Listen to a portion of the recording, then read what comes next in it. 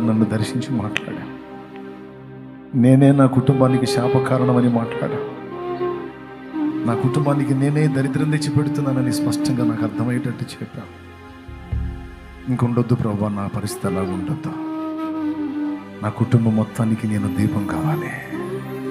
నా కుటుంబం మొత్తం ఆశీర్వదించబడటానికి నేనే కారణం కావాలి. నన్ను ఆశీర్వాద కారణంగా చేయవా. నేను వదిలిపెడతాను ప్రభా.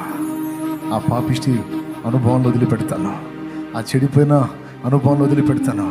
ఆ తప్పుడు నడతని వదిలిపెడతాను. ఆ వంకర మనస్తత్వాన్ని వదిలిపెడతాను. ఆ నోటి తొందరని, ఆ తొందరపాటు శరీర క్రియలు వదిలిపెడతాను.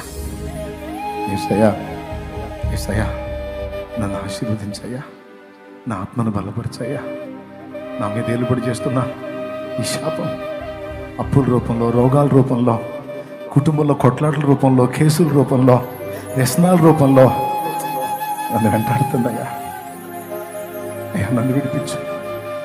మళ్ళొక్కసారి నీ రక్తంతో నన్ను యేసయ్యా, నన్ను కడుగు, నన్ను పరిశుద్ధపరచాయి. అగాధ జలములు ఆర్పజాలని ప్రేమ కదా నీది. ఆ ప్రేమతో నన్ను కనికరించయ్యా.